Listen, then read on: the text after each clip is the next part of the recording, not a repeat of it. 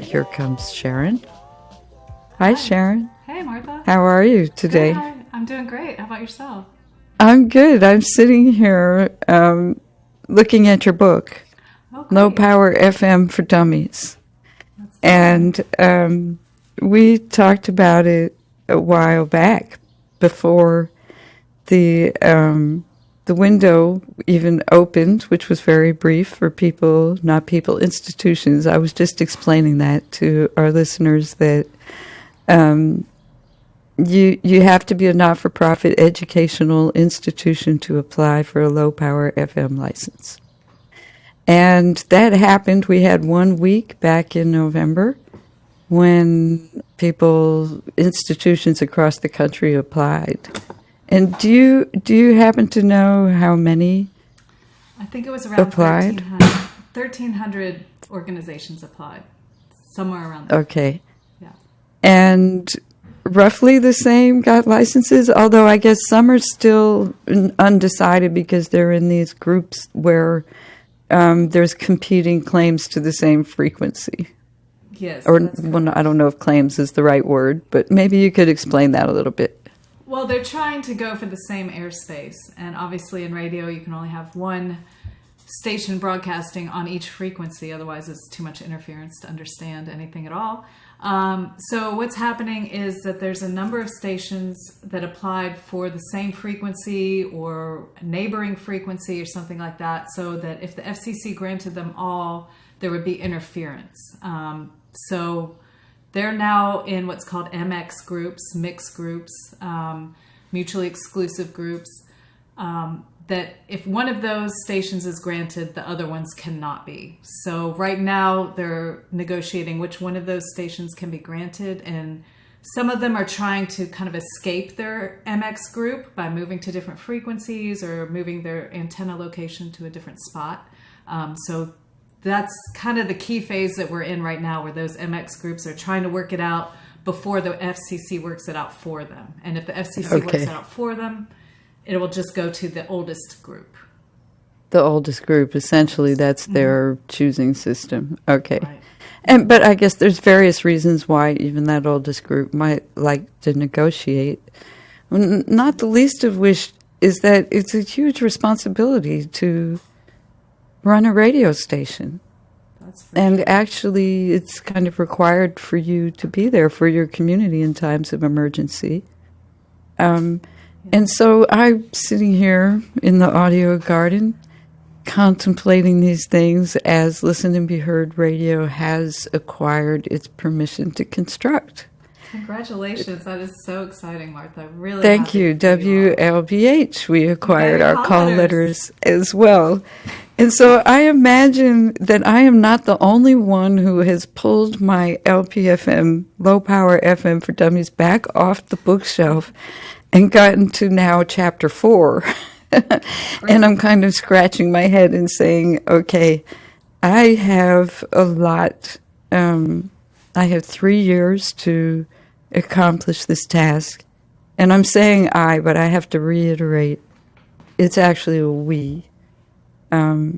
Being, a not-for-profit group with a board that's supposed to be representing the community in one capacity or another and educating the community.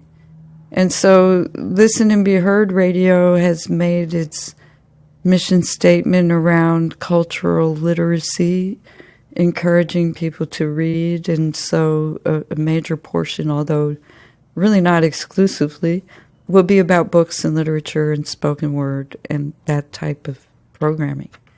But we have a long way, to get to that, as far as having a radio station in our community. So maybe you could break down in your book, what are the major, I kind of see it as, well, we need a radio station, obviously, so we need a studio to broadcast from, and then we need our antenna, and then we also need to be able to, run a station, which takes money. Sure. So those three things are enough to make anybody scratch their head. I think the technology can be daunting. So maybe we could start with that. Yeah, well, first of all, just congratulations again. It's really a big deal that you all got that license, that you even applied and then you got it and then you got the call letters you wanted. Like all three of those things are just really incredible and quite rare. As you know, the LPFM window hasn't happened for 10 years before this recent one. So it's not something that happens every day. It's not like every day you can ask the FCC for a license. You have to wait for these windows. And you all moved on it. I know there was a little negotiating on your tower site. Wasn't exactly where you wanted it to be. Yeah, and honestly, I'm hoping I might still be able to negotiate with that. Oh, good. Yeah, I figure 3 years is a negotiable period of time. That's right. And once you get the license, there is a lot of modifications you can do and places you can move it. As long as you have a great engineer to work with or a consultant, and because with the FCC stuff, it can get quite tricky. But then that you let the FCC know what you're doing and get the proper permission. They do, once you get that license, there's lots of opportunities. So again, so there was one of the first keys, a great engineer to work with. And I think when you're in the world of low power FM, that's like basically a community of engineers, maybe not the biggest one, but maybe they have the biggest hearts around the country, who all of us who recently got licenses will probably be turning to. Is that an accurate perception of the situation? And it's interesting because there are, of course, a lot of radio engineers in the world, but there's just a very small number of them that are very dedicated to community radio and getting community voices on the air. So Todd Urich at Common Frequency, he was really out there advocating for this, letting people know about the window. I know he helped you all. Yes, I have to say, give him credit where credit is due. He's definitely the reason that we got this license. He wouldn't let you all turn permission around. To construct, I should say. I know he wouldn't let you all say no. At one moment you were reconsidering, and he said no. No, he wouldn't, because another technical thing that people have to confront is that I originally wanted the antenna on the same property with the radio station. And for various reasons, what makes the most sense to me is to put the station here on Martha's Kitchen Garden. Unfortunately, right now, the antenna would have to be in a different location for us to do that. And so that in itself is another technical thing that has to be understood and overcome. Right. And I'm not the only one who's going to be in that situation. That I feel you on that, because we really wanted our tower site to be where our studio was as well. It's just, I'm kind of a FM purist, so having the soundboard feed the transmitter directly, like that's really what I wanted. Right. Unfortunately, it wasn't possible for us at WXOX in Louisville either. So we are like you, and like the majority of stations these days, their tower site is not where their studio is, and they're using various ways. Some people are using smaller FM transmissions to get their signal to their tower site with direct dishes. Other people are using just plain using the internet, creating a stream on the internet, and the tower site will have a computer there that picks it up and plays it. And then what we do, and many low power stations do, you have a codec, which is a pair of boxes, one at the tower site and one at your studio, and it takes the audio from your studio and sends it directly, again over the internet, but through a dedicated line to that box at your tower site. And that's how most low power FMs are doing it today. Probably how you'll be recommended to do it by your engineer. Okay, recommended by one of these great engineers, maybe Todd Urich at Common Frequency. We've got Michelle Bradley at Rec Networks, and Will, and let's see. And I have to say, one of the ways Prometheus Radio Project, and people can get involved with the GRC to meet a lot of these people. The Grassroots Radio Conference. Yes, absolutely. They could attend in New Orleans this year, right? Yes, that's very exciting. So the GRC is taking place in New Orleans, Louisiana this year, the weekend of September 26th. It'll be kind of starting a little before that weekend. But I highly recommend it. That's where I actually learned about the LPFM movement for the very first time when I went to the Grassroots Radio Conference a number of years ago. And I think a lot of LPFM people will be at this conference, and we will have a track specifically set up for new stations to learn about the technology, learn about managing the volunteers, learn about fundraising. We'll have all that kind of stuff going on at this conference because it's such an exciting time, and there will be so many organizations with new stations trying to get on the air. So mark your calendars, Louisiana, New Orleans, September 26th. September 26th is whatever that around weekend there. Is right there. Yeah. Okay. So it's going to be great, and it's going to be hosted by a consortium of stations down there, college and community stations. Oh, interesting. Yes. It's going to be spearheaded by WHIV. Mark Allen Derry is an infectious diseases doctor. I got to meet him at the last conference. Yes, he's a brilliant guy. And he's really spearheading bringing it down to New Orleans. And then WXDR, which is Dolphin Radio, Delgado Community College, is the other main partner. And so that's going to be cool to have a college station involved with this one. It looks like WWOZ, a brilliant jazz station in New Orleans, and WTUL, Tulane Radio, and then a number of other radio stations that are in that area are all going to be working together on this. So it should be a really interesting event.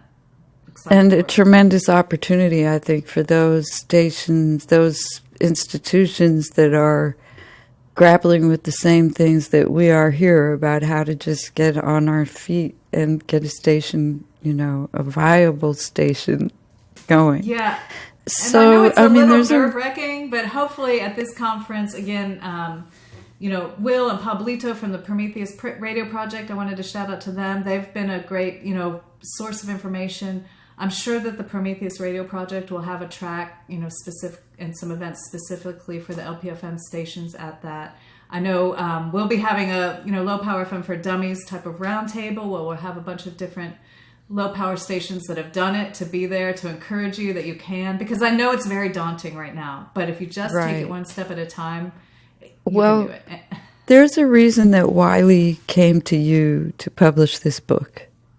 And I do remember what you told me about that, because I had assumed that you had submitted an idea to Wiley and they published this, but they actually came to you with the idea and considered you an expert, and I think rightly so, because you started WXOX, and I think what's one of the great things about your station, you are a part of the Pacifica Network, I do believe. But you actually air almost exclusively locally produced programming. I wanted to ask you, why did you, what's your motivation for having gotten into radio, and then how did you get to being so well hooked up with the community that you can actually do 24/7 local programming? It's definitely a challenge, and we're always seeking new volunteers. In fact, in a couple nights, we'll have a community information session where people can just come out and learn about what we do at the station, how they can get involved, what it means to have a radio show, because it's a lot of responsibility every single week. So we're always trying to outreach to the community, let people know we're here. We do different tabling events. We sponsor music concerts. Of course, social media, and then we have about 120 volunteers, so their word of mouth alone really gets the word out. So once you get going and once you get on the air, people find you, they hear about you, they want to get involved, they say this is really interesting. And I think what motivates them is the same thing that's motivated me to do it, is that the name of your show, listen and be heard. People want to listen and they want to be heard, and and they don't want to listen to the same thing that all the commercial stations are giving them all the time. We have really found that the audience is responding well. Our community is really getting engaged with the local programming because it's people they know on air. It's bands they know. It's events that are happening right now in our community. And so people are really interested in that, and they really engage with that. And, we've just really been surprised at how fast our station has just caught on like wildfire, and folks want to get involved and they send us their music. And And so how it's, fast is that? How many years now? well, I mean, I say fast. It feels like it's gone fast, because when you're busy, you don't you don't realize how Yes. quickly the time is passing. We have now been 12 years online and 8 years on the FM dial. So 8 years. Yeah. So since we launched WXOX. And before that, what was your interest in radio? So before that, I got involved with college radio. Actually, Uh-huh. I kind of grew up in suburban Atlanta, and somehow found college radio on the dial. There was some really great college radio stations down there, WRAK, WRAS, and I just really connected with those voices, young people on the air playing different music, and I was like, wow, this is so cool. This is like something I've never heard before. It's real people on the radio, and I just really became interested in that. And then when I was looking for colleges, I realized, I can actually, do this. I can get on the radio. And so that was like a number one reason why I chose the college I did. And I went there and was able to get involved with college radio. Loved it, had a great experience, felt like it was, where I got the most education overall at my university. Just learning how I ended up becoming the general manager of that student station. And that was just such a great real world experience. And now you're the general manager of XOX. So really everything I learned in college radio. Unfortunately, that college decided they were going to sell their college frequency. And after like years so of many. not being, that was WRVU in Nashville. And that got me re-involved in radio because I was like, no, this is so important, and I tried to rally some alumni. Well, so now how do you feel about that? Like, you feel it's important, and obviously your community has supported that idea. But a lot of people are saying, radio, like, why? Why do broadcast radio now when they say everybody, but I put that in quotes because everybody is sort of like everybody who's hooked up to a phone and the internet in one way or another, right? Which is not everybody.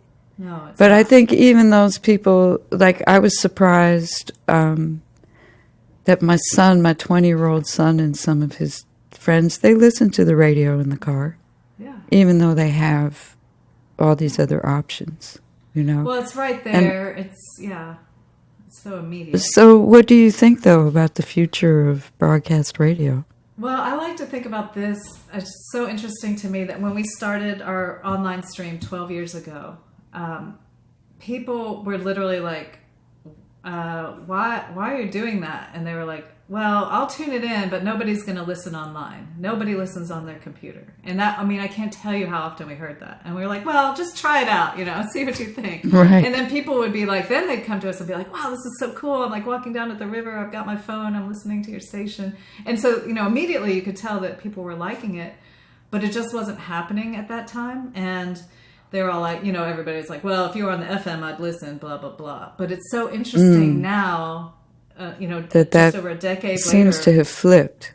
Totally has flipped. And when we were getting people to try to apply for these FM frequencies, we did get a lot of that. Well, everybody's listening online. Why bother? We can always broadcast online.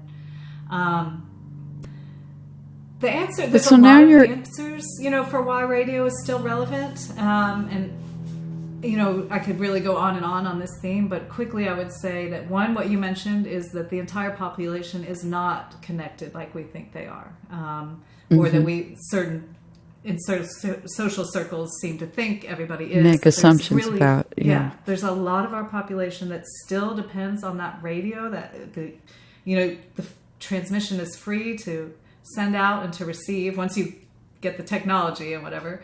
And all you need to do is go to the thrift store and buy a radio and then, maybe some batteries. And so it's a very low buy-in if you want to listen to the radio. It's something that really is accessible to everyone. And we've worked with groups that serve the homeless population, and they know that radio is a lifesaver. That radio can get the word out. Tonight it's going to, go down really cold. You need to get to a shelter. Here's where you find the shelters, that kind of thing. So it's a lifesaver in those situations. It's also a lifesaver to the connected community when your connection goes down. Right. 10 years of doing this, we've seen for sure that the FM is much more stable than the internet. If there's just some kind of heavy storm in the area, the internet goes down. I mean, everyone's experienced this. Unless I guess your transmitter you're transmitting over the internet, then you might have a problem. Right. So yeah, that's true. But we have a ability to go to where the transmitter is and have like a satellite studio there. So if we needed to. Oh, so put you out have a emergency backup plan on that. information. Okay. So yeah. So hopefully you'll be able to do that at your spot too. Just set up, at least just a microphone there so that you can get out the information or emergency information if you need to. Which is part of your responsibility when you have an FCC license. That's right. Yeah. And you have to do that. So now you're there 8 years, though, and that's when speaking of a backup plan. Like it's a responsibility to have a station, and I imagine that at some point you're thinking about maybe stepping down from being station manager. How do we fundraise and see a future, see these radio stations survive beyond our own terms of whatever service we're doing in that organization? Yeah, that's a really great question. I'm really glad you're thinking about that now, early in your organization. I think I'm older than you. Well, hey, who knows? And I am. I'm thinking I'm not going to be doing this. I don't want to be a station manager when I'm 85, Right. Well, yeah. And it's a very intense job, especially because, you're running a nonprofit organization, so you're not getting the big bucks or anything like that. Right. But it takes a lot. It's 24 hours. And you can delegate responsibilities and things like that. But in the end, the buck stops with the general manager. So you're sort of on call, on call all the time. And you're dealing with, in our case, 120 plus volunteers. And so that's something I never thought about when I was starting the station. I knew the technology was going to be hard. I knew the fundraising was going to be hard. I never thought about dealing with that many people was going to be quite a challenge. Most everyone is wonderful. At the same time, everyone has personal issues and things that come up and reasons that they can't do their radio show at the last second. And you get a lot of emotional burden with that, just kind of helping people through hard situations. They're coming to you, and it's kind of like a psychiatrist or something because you're right. Radio engineer therapy. A little bit like that. So that's stuff I didn't expect. You want to, of course, you want to be there for your staff, but it just can be a little taxing sometimes. Yes. And just keeping the programming going 24 hours, wanting to make sure that you're living up to your responsibility to the community. In various ways, including those emergency service things. You want to make sure you're there if something goes down, and you need to learn how to respond to those things right away. Unfortunately, we were a city that had a mass shooting, and we had to, we knew we needed to respond to that right away, tell people to stay out of the area, give the survivors information about where they're supposed to go, things like that. So, you never know when you wake up in the morning what's going to happen and how, your station is going to respond. So it's a big job, it really is, but it's also very rewarding because you're doing these great things for your community. And but not so easy to find a replacement either who wants to take all that on. It's I joke I have an actual son, but I joke that this is his other sibling. That this radio station is really like a child of ours. My husband and I started it, and our son has grown up in the station, with the station. Indeed, and really taken a leadership role. I observed some of that at the GRC, which was really wonderful. Yes, he started a teen radio academy, which he runs. He runs it every summer for high school kids in the area. So, and he does his own radio show on Wednesdays, and so it's great to see him really step up. So so we kind of have that he's reaching out to the next generation, and he's getting the next generation involved and interested in radio. So we are lucky to have that built-in connection. So that you would be passing on the baton to your son. Yeah, I mean, I don't know if he wants to do or his generation that is sort of. I see that you are kind of planting seeds there, and that's probably an excellent plan. Yeah. I mean, people always ask, how do we get young people to listen? Well, you get young people to listen by putting other young people on the air, because that's what they want to Right. hear. You know, they wanna hear their friends. Let them be heard. Right. So in a way, it's kind of been like, well, how do you, when you have a child, which this station is in a way for us, you don't really think about passing it along to someone else. You're like, well, this is my job. This is what I signed up for. This is what I'm doing. But realistically, we've been doing this over a decade now, and you do start to think, well, maybe it is time to, or at some point it will be time to let somebody else take over the reins. And I don't think it's right around the corner or anything, but I do think it's something we need to plan for and prepare for. And I'm going to say that we probably need to work on that some more. And Okay. it maybe is something that It's we kind need of to have a tied session in with- about. I think it's kind of tied in with fundraising in some ways, like your mode of securing some security. I don't know, because that's something else to talk about, because people, I guess, pursue it in different ways. Underwriting or on-air fundraising, or I don't know. What else? What else can you do? That's really true. And that is one thing we've done. We do have, it was a priority of ours when we started making some kind of income with this station, was that we would squirrel away a nest egg for the rainy day. So we do have a nice sort of safety net financially. So that was our priority before we even started paying any of our staff, which right now we just pay a very minimum level just to keep the station running of key staff members.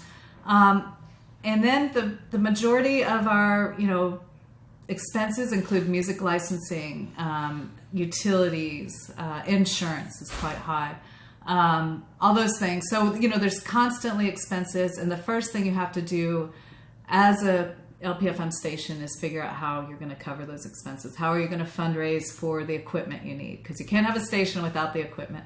Right. So there's a variety of ways to do that. One is, in a really good way, is through underwriting and sponsorships from different businesses in your area. And underwriting means this program is brought to you by Rainbow Blossom Food Market. They're located blah, blah, blah, and you give a very factual, it's not an advertisement at all, but you can give some information about no your sales. sponsor. Right. No sales, no Yeah. money. But Right. strictly the facts. And you can do that, Right. and businesses like that, because it's a way for them to connect with your listener that isn't throwing some advertising down their throat. It's saying, hey, we support this great station. You should support And our we're business. here in the community. Right. And that works, that works actually really well. We find businesses are very excited to underwrite our station. Our main fundraising comes from the community, though, the listeners. We have not been successful at grants. I'm not really sure why, if that's political or what. I can write, I promise. And we have a great mission, but we just, for some reason, haven't scored those grants. So we've turned now to just getting, our listeners to support our station. And do you do that on air or in other ways? Yes. So the license holder, your organization, my organization, Art FM, we can fundraise for our own organization on air. The license holder can fundraise for itself, but it cannot fundraise for other organizations. We can let people know about the great things other organizations do, but we can't actively fundraise for them. But we can, honestly, we could get on air every talk break and say, send us money. But probably people would want to tune us out if we did that. So we're very careful about when we ask for money, and we do it specifically one day a year. There is a nonprofit. Yeah, one day.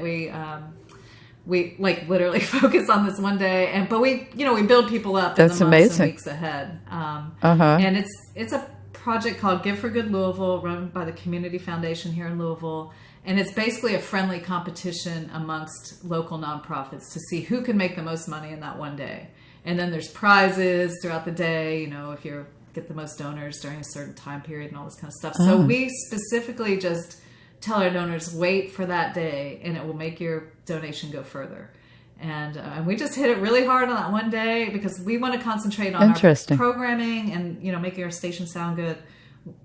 It's not really fun for us to ask for money, but it's something we have to do. So we do it on Right. that one day, and it's worked out. And we tell our listeners, if you support us enough on this one day, we won't ask again all year. And I guess they like that idea because they really come through for us. So that's I guess another there's way. all Yeah, kind of creative ways to approach all of these things. And in the end, you really have to be doing this for fun and creativity because, as you mentioned, you're not going to get rich doing this. But nevertheless, there were thousands of organizations across the country who were interested in doing this very thing, which is low power FM radio. And Sharon Scott, I want to thank you so much for your time here in the audio garden, just talking about all of this. The author of Low Power FM for Dummies, part of the Wiley for Dummies series. And I would encourage people to go to their local bookstore and order it if they don't already have it there. And if you're not part of an organization that did apply for a license, give it to somebody in one of those organizations as a present, because you'll be saving them a lot of time and a lot of trouble. it's And a very, very valuable thing. It really is. And congratulations again, Martha. I mean, I'm really so excited for your station. You have 3 years to do it. Right. But take it one step at a time. And But it'll our be on listeners air before can- you realize. our listeners can listen to you streaming WXOX. Would that be .org or .fm? It's actually artxfm.com. Right. WXOX. Sorry, I'm sorry. I That's was a little fine. close to my mic. Say it one more time. So the website is sorry, see, now I'm doing it. If you're in Louisville, you can listen on WXOX 97.1 FM. But if you're worldwide, you can listen on artxfm.com. And you're also a part of the Grassroots Radio Conference, and I'd like to ask you to repeat the information about just not only the conference in New Orleans, but before that, I think there's Facebook groups or different ways people could get right. to you So there. one of the most important things, I think, especially for new stations, is just to get connected with the grassroots radio community. And that's not any official organization or anything. It's just people who are out here doing community radio, and you'll really find a lot of resources there by connecting with them. So there's a few places. You can go to LPFM Solidarity on Facebook. That's a great page for comments and questions. Just introduce yourselves, let folks know you're there. You can come to the Grassroots Radio Conference. It's going to be in New Orleans the weekend of September 27th. And that's going to be an amazing, you'll just really have your mind blown being together with all these grassroots. I think radio it's really going to experts. be a unique conference with all those stations that you said are involved. That's just going to make it, and not only that, but because it's in New Orleans, you know, Yeah. which is, I guess, why there are so many stations. Oh, But it's that such ought a to be pretty vibrant- amazing. Yes, and they're going to bring in a lot of special music and events, you know, celebrating the culture of the area for the conference attendees. And you'll also get to go visit the different radio stations. So if you're planning to build a station, it's a great chance to take a peek at some other stations and how they do it. It's just, I think that's the biggest thing, is just getting connected and getting to know this great, very supportive community. And there's a Grassroots Radio listserv that you can get on. Go to that LPFM Solidarity Facebook page, and I think that's really the best place to start getting plugged in, and then they can refer you to different resources and things like that. But, you know, FM radio, we were talking about the importance of FM radio, but that is really the thing. It just connects the community. The whole community can turn in and hear it, and it weaves this web of sound throughout your area. And so that's another reason why it's so important. And then that web gets even bigger when the different community radio stations connect with one another, and we share programming and ideas and things like that. Right. I was just thinking, and we can share programming in various ways as well, one of which is that both WXOX and WLBH are part of the Pacifica affiliate network. And so we could actually share each other's programming through that connection. Yes, that is. Which there's affiliate stations around the country. Yes, that's a wonderful way to.